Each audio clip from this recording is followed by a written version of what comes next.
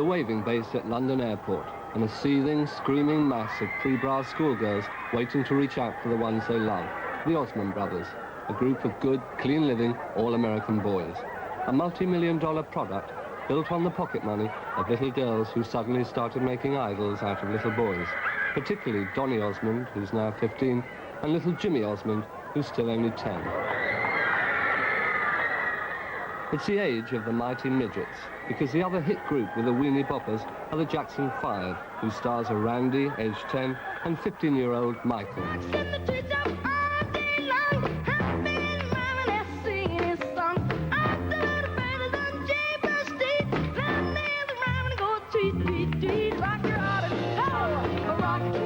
It didn't take the British record companies long to realise they were missing out, and soon a procession of precocity was being paraded in the race to find a homegrown little superstar, a process some people found nauseating. Writer and music critic Roy Carr. The Jackson 5 came along, who are excellent, who are fine artists and performers. They showed that it could be done, and then after that it seemed that every little tyke walking along the street that had a pretty face was open game to be made into a contrived pop star. I mean, the record companies have just gone into the toy business. Sugar, sugar, lollipop, I like you a lot, so won't you say that you like me? The James boys, Stuart, aged 11, and big brother Bradley, who's 12. The men pulling the strings for this duo reckon they found two potential pop giants, metaphorically speaking, of course. But basically, these kids, the records that they've turned out are really dreadful. They're just hoping to jump on the tail end of a bandwagon, an American bandwagon. There are a lot of charlatans in this business who are out to make a quick buck, and they don't care who they get it off. I mean, if it became the fashion to walk around in Wellington boots with miners' helmets on your head and sing Bantu war chants, there'd be thousands of them going out. Somebody comes along with something that's original and whoop, they all come in and ride in on the gravy train. One of the first aboard the so-called gravy train, 11-year-old Ricky Wilde, son of Marty Wilde, rock star of the 50s. Ricky's had one hit, but only in Sweden, and is still trying to break through over here. There's an old expression in the business, if you throw enough crap against the wall, some of it's bound to stick. And I think that's what they're attempting. I mean, out of all these teeny bop records that are coming out at the moment, one of them may stick. He is 11 years old, and I wonder whether he's the British answer to Donny Osmond. Time will tell. We think it's a sensation. Something's gotten hold of my heart. And here he is, Darren Burn, the one we're playing every day. Something's gotten hold of my heart, keeping my soul and my senses apart. Something's gotten into my life, Darren Burn, just 12 and the eldest of two children, dreams of being a brain surgeon as well as a pop singer. His backers reckon they're onto a good thing. Certainly he's got a lot going for him. His father Colin, for instance, just happens to be an executive for EMI, the world's biggest recording company, and, not surprisingly, Darren's recording company.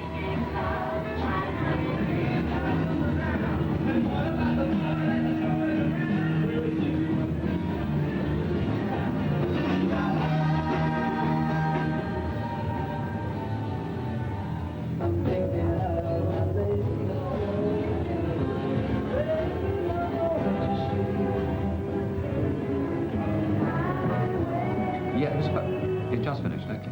From where he sits, Colin Burn has seen the manipulation and exploitation of artists. Oh, yes. But he says Darren will remain untainted. His rationale, his boy's in it simply for fun and almost by accident.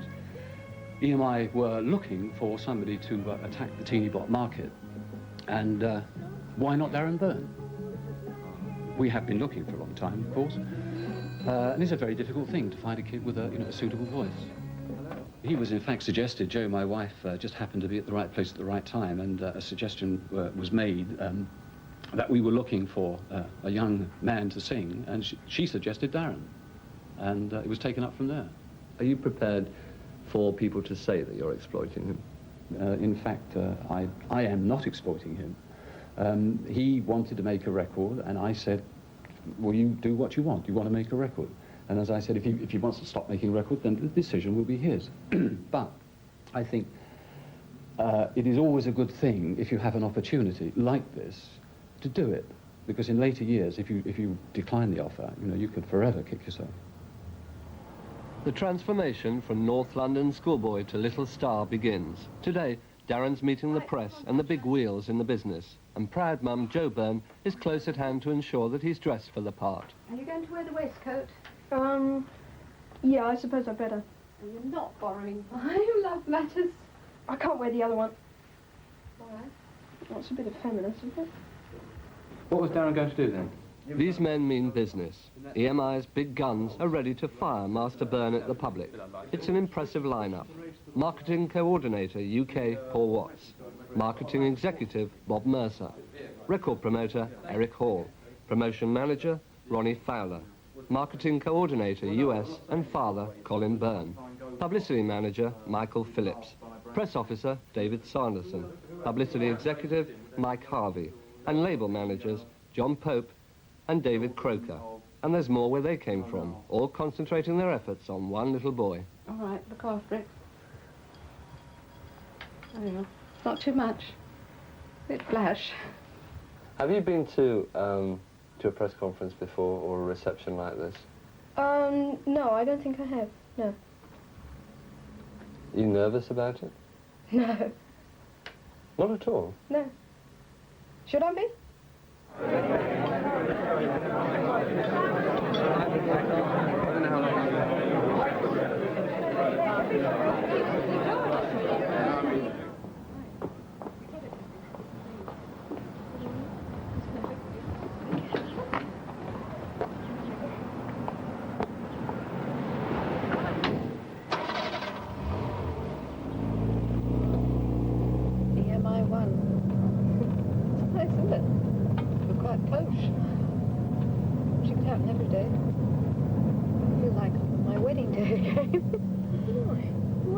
The time I've been driven around in a limousine. Thank you. Give us a kiss. The product's packaged and ready for sale. EMI must now decide how much to spend on their campaign to persuade the public that Darren Burn's a good buy. Promotions men Eric Hall and his boss Ronnie Fowler. It can run into a lot of money. So we had some press, I think it was last week, where it stated that we've sunk £150,000 into Darren.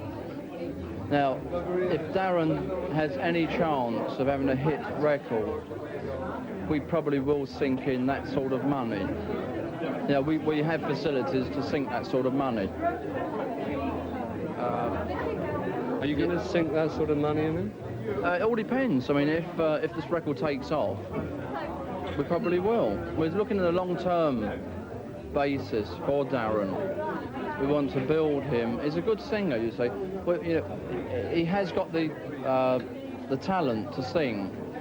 We have to choose the records, you know, the right songs, and the right production. The right production will come to a lot of money. So if we see if there is potential, we will sink in some money, and it could come to £150,000. Hello, young man. Hello. How are you? Come to the door. Go out, let's come. Have a good day. Yeah. Yes, here we go.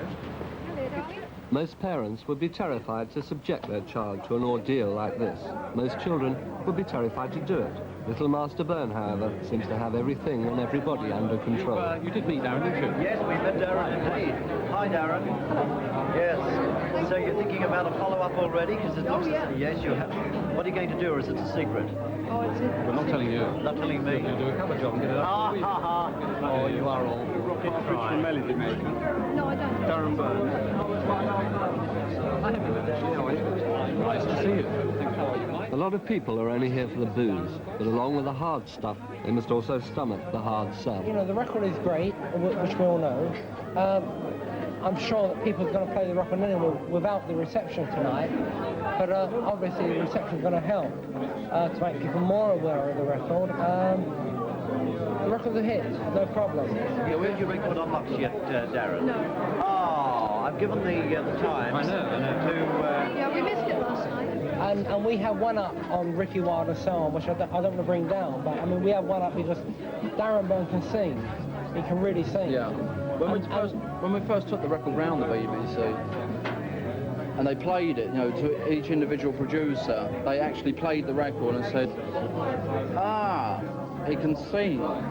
Which makes the change. Well, which really to us was the battle was over. Making a joke, But if you become a superstar, would you still pursuing this surgeon idea? Well, you'll be the only pop singing surgeon in the business. Oh, really? Yeah. Say Darren's record takes off and it gets into the top 20. The young girls are probably going to go mad over Darren. We're not pushing. We can't go round to 500,000 young children and say, you've got to really go mad over Darren and be sexually involved. The kids buy a sound and a lovely voice. If they want to take it further, it's up to them. It might be nice to do something with his sister. It's a fairly dramatic kind of song. A lot of people said it's a bit too sophisticated for a young man. Somebody said they'd like to strangle him. The enemy said if I were Roger Greenaway, what did he say? If I was Roger Greenaway... If I was songwriter's Cooking Greenaway, I would get hold of Darren by the throat. In the quest for an equivalent to Donny or Jimmy Osmond, this beautiful ballad which represents Gene Pitney's finest moment has been totally savaged. Own up, how can you expect some weenie bop warbler to attempt such a difficult song? I think I sort of agree with that, actually. Do you really? Yes. I think the song's too old. I think at the present moment, he stands a very good chance of beating the other people only on the current activity. The others have done it. Jonathan King has done an absolutely superb job with Ricky Wilde, and it hasn't happened, but as I say, majority of records don't. And they haven't had their turn yet. Maybe the next record they turn out will be an absolute smash. Darren's record seems to have all the makings and all the activity that go with a hit. What about the James Boys on another label? What about the James Boys on the other label? Again, you know, it is not always everybody's turn. There are certain things, certain ingredients in a record that totally all go together to make it a smash. Whether it's in this one, I really don't know. There are certain things which only the public can recognise in a record. There's a certain bit of magic, certain charm, which only they know. That certain bit of magic and charm must also be sold to the public. The James Boys have a long photographic session ahead of them. For Tiny Tots, they're certainly fashion conscious. Silk suits at £150 a time. But according to their sister Ines, it's a good investment. Well, I think being a show business is what it is, there has to be a lot of glamour. And I think that this glamour is essential to get the fans and not only that, to produce a good image. I mean, I know certain artists that, well, they just go out with filthy dirty feet, filthy dirty hands and everything, and it's just not clean. These boys are clean. You're going out on stage to do a job, and you know you've got to look good because that's what you're going out there for. And you can't go out in an old pair of jeans. I mean, you know, everybody will laugh at you practically. You've got to look as smart as you can make yourself. Do you think that's the sort of gear that attracts the girls? I hope so. You hope so? Yeah. Well, I think so. I'm not a girl, I don't know. Well, it's proved so already, so far. Did you enjoy being mobbed by the girls? Well, I enjoy it, but, you know, I don't like being mobbed too much, you know. If I got the chance to get away, I think I'll get away, you know. That's with a lot of girls like running after us. What sort of age are the girls who run after you? It's hard to say, really, about 8 to 14, something like that, you know. 8? 8 or 9 to 14. Yeah. What are they after you for at that age? Don't know, ask them. Have you got a girlfriend? No. I've got too much on my mind. Okay, let's have it.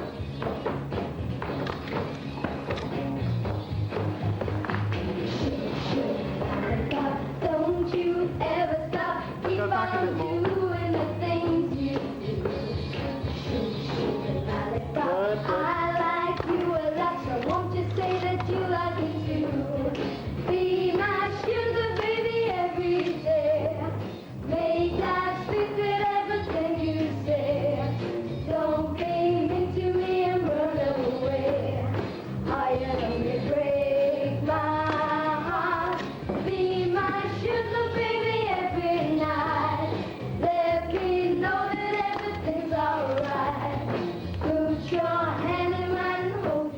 Mr. Big behind the James Boys is an ex-singer who hit the top and then dropped out when he got taken for a ride. He also told all, as they say, in the hope of saving some starry-eyed youngster from the same silly mistakes. Today, Larry Page, once known as the Teenage Rage, is successfully back in the big time. Yes. Well, at the moment the boys are in Germany, where they're doing... Larry Page intends to turn the boys into stars, and he says no one will exploit or manipulate them in the quest for hit records and fame. But what about parents? Is there a danger that their hopes and ambitions for their boys could get in the way of his good intentions? I'm sure it could happen, yes. I mean, I know, and this is with any mother, but I know that before, in fact, I recorded the boys, I'd signed them up about 3 months.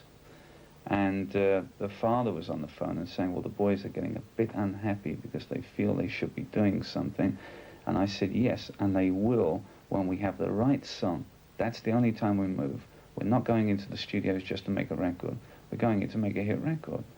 And I think now, I know that the boys feel they want to go out and do more live shows, which they will when the theatres are right, when their act is 100% right. In other words, nothing will happen until it's the right time. How did somebody like the James Boys emerge in the first place? Can it happen without mum and dad saying, do this, do that, do the other? I wouldn't really think so, not too. I would think there has to be a longing to sing, or they must be able to sing, but I would think the encouragement from the parents is very, very important. Is it also dangerous? Yeah, I was trying to think of a happy compromise there. It could be, yes.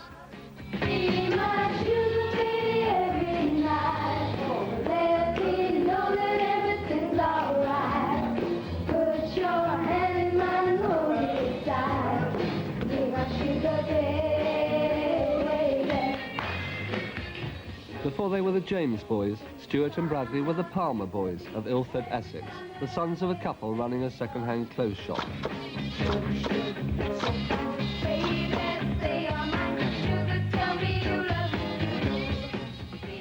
Mrs. Palmer, their proud mum, wants her boys to succeed and doesn't seem to mind if other people don't approve of the way she's going about it.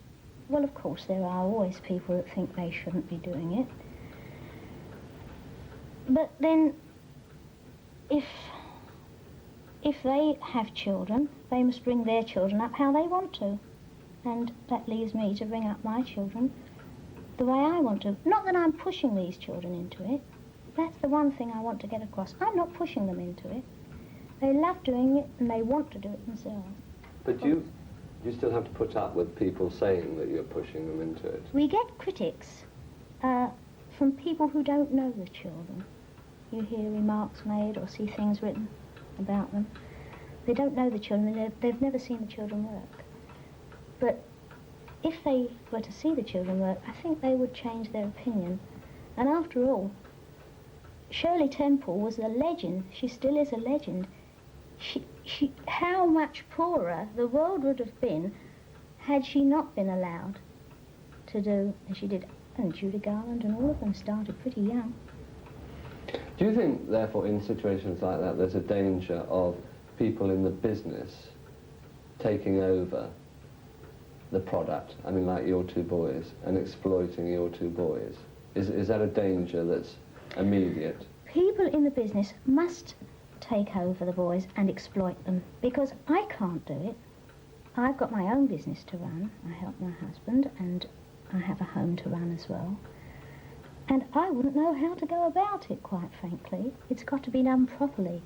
And the only way it can be done properly is for them to be seen by someone as Larry Page saw them, and he recognised the talent that was there, and he has taken them over. But how can you make sure that he treats them properly? I mean, how can you make sure that nobody else gets in on the act, so to speak? Well, I like to think that I'm a very hot mother, and I wouldn't let anyone exploit my children wrongly. Is Darren Burn and Ricky Wilde, are they the sort of main rivals to the James Boys? No, Darren Burn is no rival. Ricky Wilde is no rival. I don't see any rivals. Ricky Wilde's mentor is Cambridge graduate Jonathan King, successful singer, producer and manufacturer of stars. What do you think? Is enough strings at the beginning there? Yeah, actually the strings, yeah, I think the strings are just right, but I think it's a bit too high for my voice. It is a bit, isn't it? Yeah. We have the same problem with Bad Boy. Yeah. Let's have a listen to that. Because I've done the remix with the lower voice on it. Yeah. And see, how long ago was it that your dad had a hit with this one? Yeah, I don't know. What does he think when he hears it? Have I played him? I don't think I've played him this version, have I? Your version? Yes, he has, he's heard it. What does he think? Does he think you're going to be a star? Yes. Big star? Bigger than No. him? No. That's impossible anyway, isn't it? Yeah. This, I think you did this very well,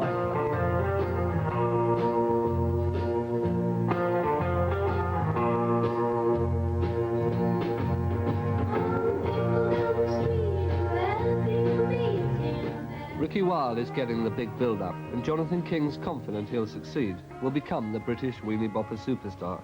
King's also smart enough to keep an ear open on the opposition. There was a record out called Over and Over by the James Kids that Larry Page produced, which I think was the best actual pop record of the whole crop, and was very nearly a hit, was a smallish hit. Not because of the boys being particularly brilliant, but as I just said earlier, because it was a very strong record with a strong tune. What about Darren Burn?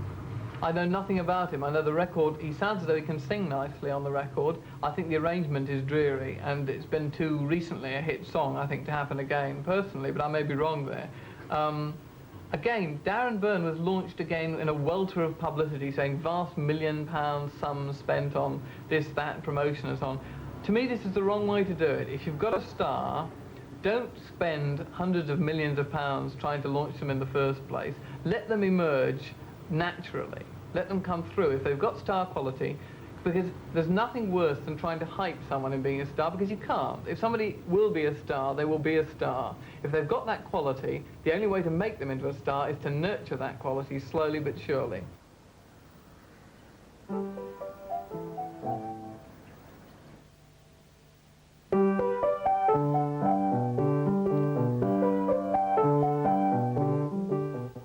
In Hertfordshire, away from the hustle, Ricky Wilde is being carefully nurtured. His qualities are emerging slowly, if not quite surely.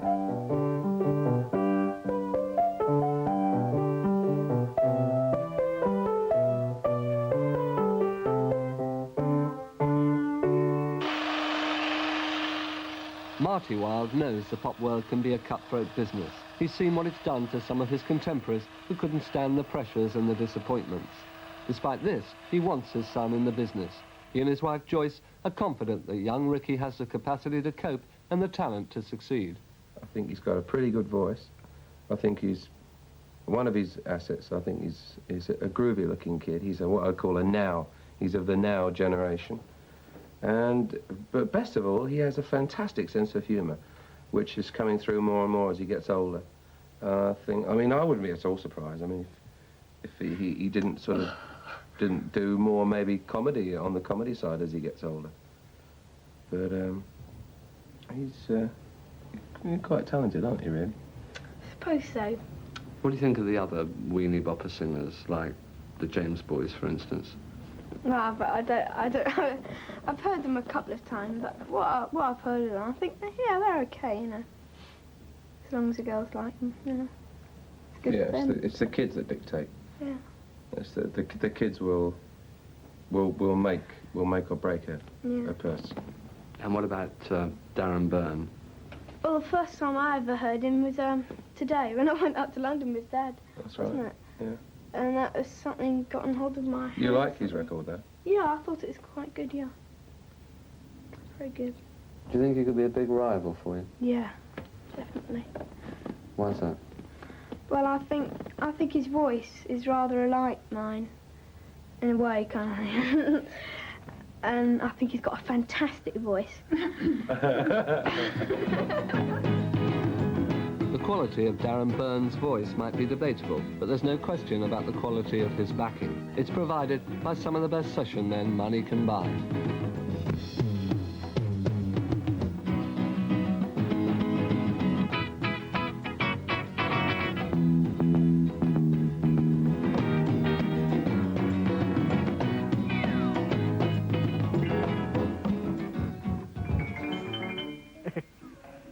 The heat has rather affected some of the tuning, and the piano has suffered.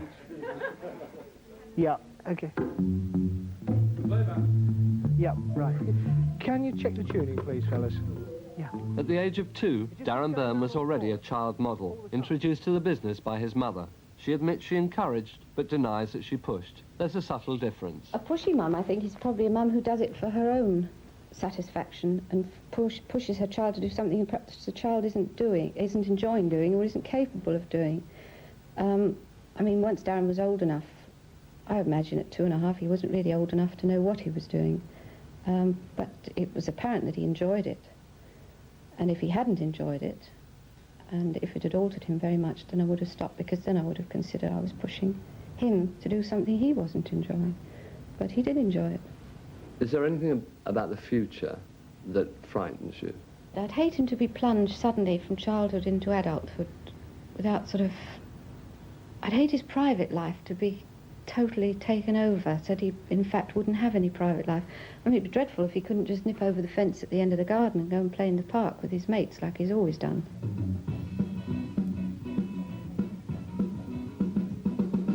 You to me are sweet as roses in the morning. You to me are sweet as summer rain at dawn. In love we share, that's something rare. The sidewalks in the street, the concrete and the clay beneath my feet begins to crumble. But love will never die, because we'll see the mountains tumble before we say goodbye. My love and I will be in love eternally. That's the way, that's the way it's got to be. All around I see the purple shades of evening. Hang on, I'm coming down.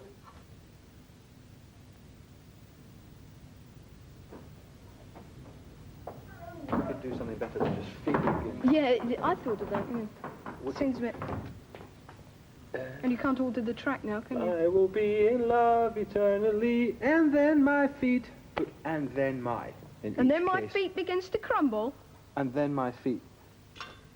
Right, something like. Oh wait, no, and then. No. Oh, I didn't make sense. Wait. No, feet begins to crumble sounds all right, really. No, just a second. Let's think of something better than that. It'd be hard to get that in anyway. That's a breath my spot. Feet. Beneath my feet. Hang on. My love and I will be in love eternally beneath my... Oh no, what is it? Love eternally beneath my feet. All right. Begin to crumble beneath my... Beneath my feet. Do you want to write something down? My love and I will be in love eternally beneath my feet begins to crumble. Okay, Can we have it from the top? With any please? luck. I'd like to go through it from the top. And take it on a separate track.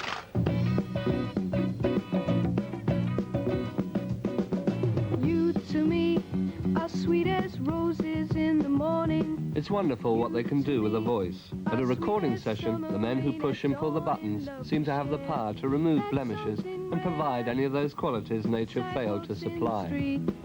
The concrete and the clay beneath my feet begins to crumble. But love will never die, because we'll see the mountains tumble before we say goodbye. My love and I will be in love eternally. That's the way it's meant to be. All around I see the purple shades of evening, and on the ground the shadows fall once I'd hate to think I might lose him to the general public. I mean, he's my son and I'm very fond of him, obviously, goes without saying. And I would hate to lose him to sort of the big wheels of the pop industry. God, I really would put my foot down about that. But I mean, last night at the reception you saw what you call the big wheels turning.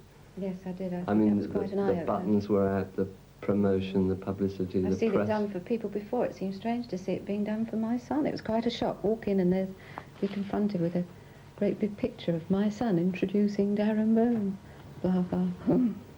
I think that really perhaps brought it home to me more than anything else last night. Was that a nice feeling or a frightening feeling? A bit of both. I felt very immensely proud. A bit frightening. really. I lost him last night. I think this was it. I mean, I just stood in a corner, and Darren suddenly was whisked off and introduced all these people, and suddenly so different. Have you thought in terms of the fact that he could turn out, even at 12, to be a sex symbol? No, I can't think of Darren as a sex symbol. I can imagine perhaps girls looking at him and thinking, I don't know. I suppose they would look at him and think, well, he's a cute kid. But I'd hate to think they looked at him in any other way. Something's gotten hold of my heart, keeping my soul and my senses apart. Something's gotten into my life, cutting its way through my dreams like a knife, turning me up, turning me down, making me smile and making me frown. Rehearsal for Darren's first public stage appearance. He won't have to sing, just mime, but he's got to learn how to project. His producer, a gentle giant of a Svengali called Eric Wolfson, must teach him all those familiar little tricks that seem to be the stock in trade of every little star.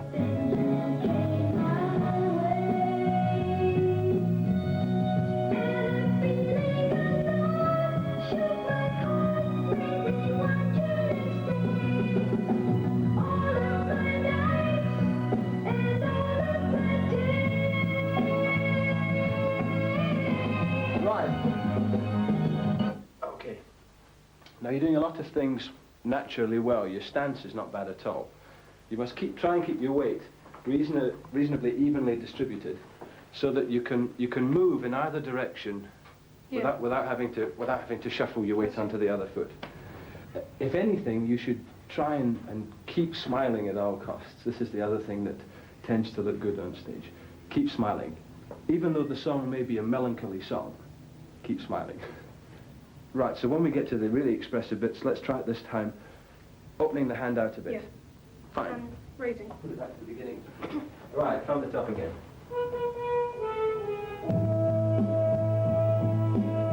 Smile, that's it. Head down, then lift it when you start to sing.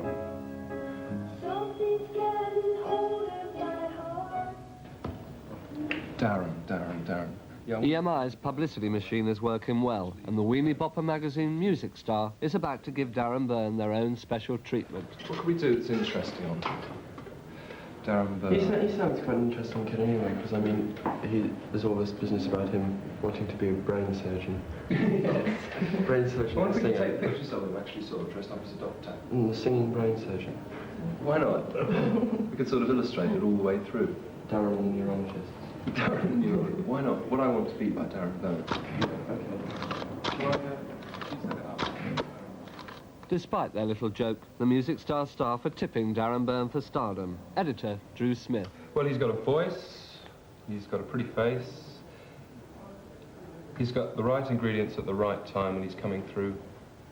Now, he has the charisma, effectively, is the word, which covers all potentials.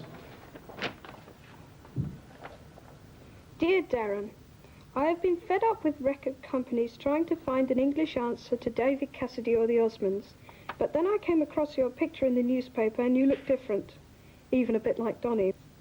I heard your record in the radio the next day. At first I thought it was Donny. I was joking. Then I remembered you from the day before, and I listened to the record and thought what a nice voice you have. I hope you have a big hit with your record, and I wish you good luck. Jane. You're going to find it difficult to go back to school and back to normality. Well, I don't know whether the record's going to be a hit now. There are two possibilities, going back to school and the record being a hit, or going back to school and just being Darren Burn again. Which is the best one, you reckon? I think the record being a hit, although it's going to prove a little bit more difficult getting to school, since it's in the centre of London. Difficult in what way? What do you mean? Well, I normally go on the tube, and if the record is a hit, I'm not going to be able to travel on the tube anymore. Why? Unless I travel incognito.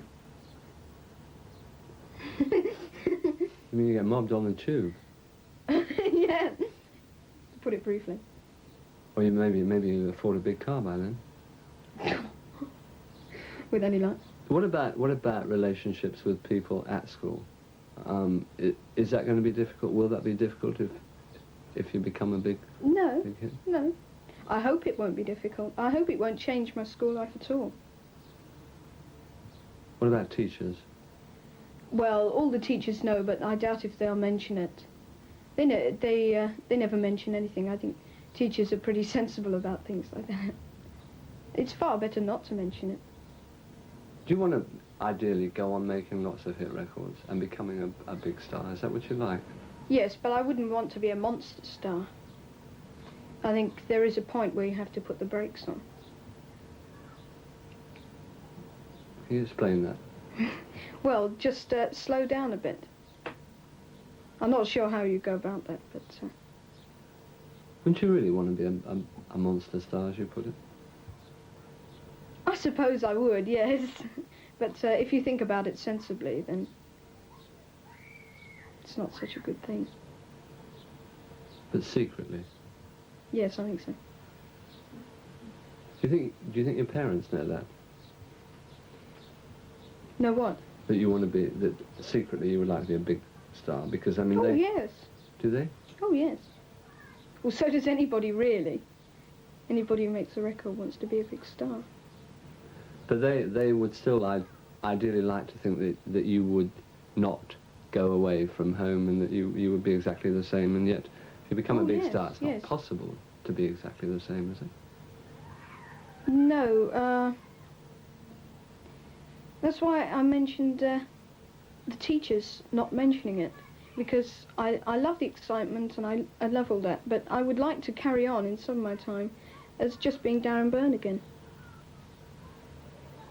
The Darren. No, not the Darren Burn, but the little boy who lives in Southgate. Today, the Darren Burn's on Radio Luxembourg. The promotions men are still doing a grand job, and Colin Byrne's well pleased. Well, in fact, it's a very important thing, because we know that if we do an interview with somebody like Tony Prince, at the time the show's being broadcast, it's reaching up to about 2 million people. Therefore, it really has a greater value than taking a press ad, because that reaches a very limited audience. And bearing in mind it's an audio thing, people have got to hear a record to decide if they like it. This is the ideal medium. How do you get to do a thing like this? Does it need a lot of hustling in order to get on a show like this? Well, no, in fact, it doesn't need a lot of hustling. In fact, Ken Evans, the programme director, really makes up his mind on the merit of the record. And if he feels that the record is worthy of actually being put on Radio Luxembourg, then he'll go along and he'll do it. Yeah, but does he ring you and say, come along for an interview, or do you ring them and say, do you think this is worthy of a play and therefore an interview? No, in fact, we phone them. There are too many records being released at any one time for them to keep up with every record and phone and say, can we have these people along? And it's up to record companies to really point out the merits of any particular record and bring it to their attention. And then they decide if they think what we say is accurate enough to put it on the air. Have you primed the lad on what to say and what not to say? Good heavens, no. No, we don't know what they're going to ask anyway. I'll make a mess up. He said that's why I'd probably make a mess up. Are you nervous? No. Not at all? No. Isn't it nice to be so calm? We've had David Cassidy, we've had Donny Osmond, the James boys, but I tell you, never have we had such a good-looking character as the one sat next to your royal ruler right here, Darren Burn. Welcome along, Darren. Thank you. How are you, all right? Yeah, I'm fine. Hey, I tell you something, Darren, you've got a very good record there. Something's gotten hold of my heart. Now then, for 12-year-old, that's how old you are, isn't it? Yes, that's right. You've got a fantastic voice. Where did you get the experience from to sing so well, in tune and timing and all this? Well, I used to belong to a choir, Yeah? and I got a lot of singing training there. Yeah. Did you want to join the choir yourself, or were you pushed into it? I joined the choir because I was very bronchial. Very what? Bronchial. I see, and that was to help your throat, was it, and your chest? Oh, good. Well, maybe a melody is going to make you a lot of money in the end.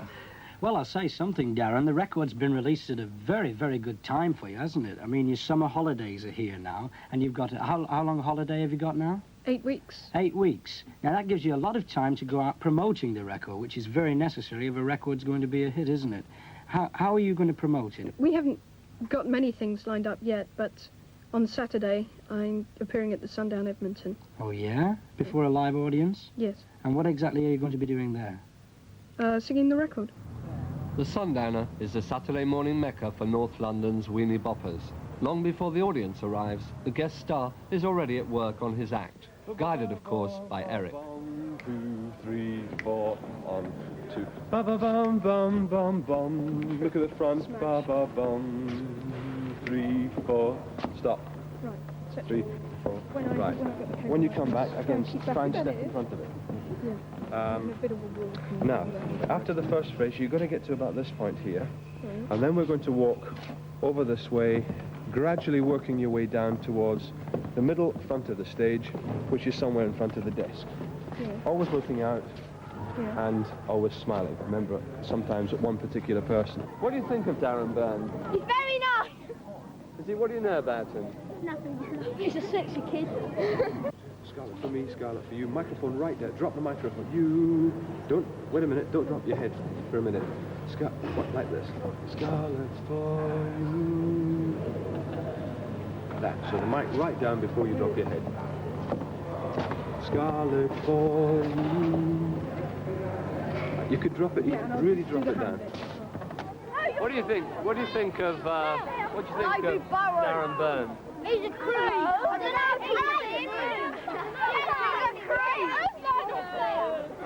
Darren Burn. He's a creep. Well, that's who you've come to see, isn't it? Yeah. And Scarlett for you. No, keep the head up. I'll put the head down. And Scarlett for you. What do you think of Darren Burn? Who is he?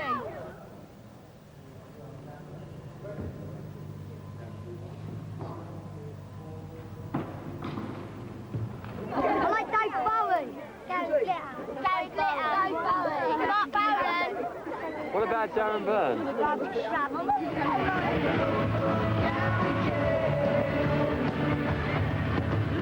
Darren Burn's first audience looks like a formidable prospect. Backstage, however, Cool Hand Darren looks like he's got it all under control as usual. Right, top guard on Darren. About 3 minutes, you've got your first public appearance. How do you feel about it at the moment? I'm very excited, but I'm a bit nervous. You're actually nervous? A bit nervous, yeah. That's the first time you've been nervous ever since this thing started. What are you nervous about? I don't know. I think it's probably that I won't do it right. I think that once I get out there, I won't be nervous.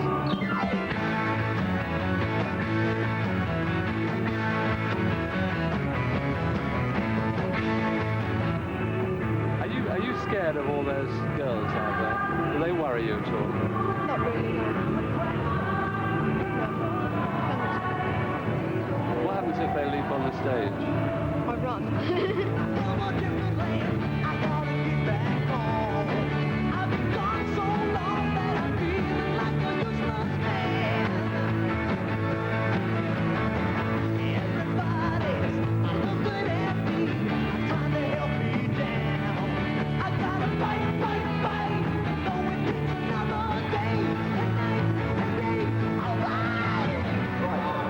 The moment you've all been waiting for. Who have you come to see today? Who have you come to see? Darren. Darren, right. Well, Darren Burn, we're going to bring him on just now, and he's going to wind to his record, and then I'm going to have a chat with him, and hope you enjoy it. Darren Burn.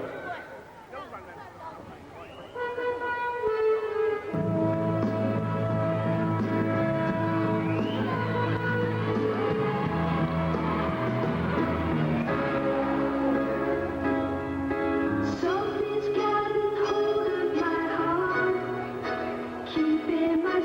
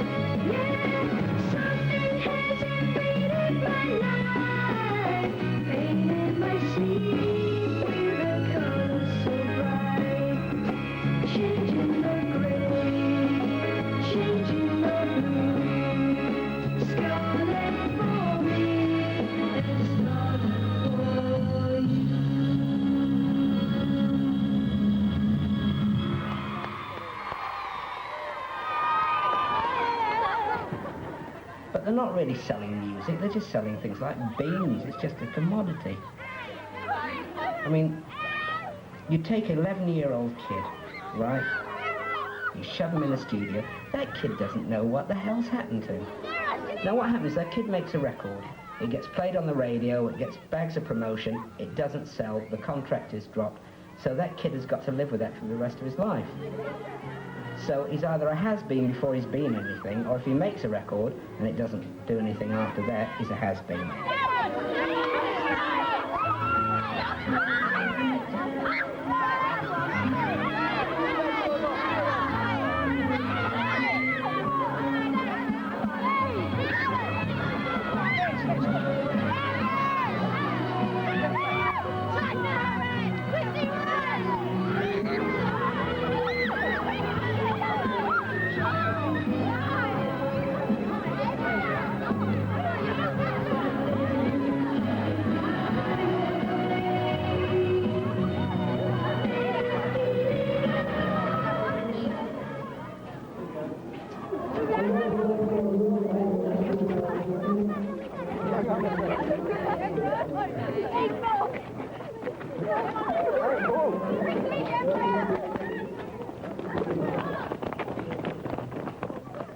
Darren Burn's records got to number 68 in the charts. For the moment, he can go on travelling safely to school by tube.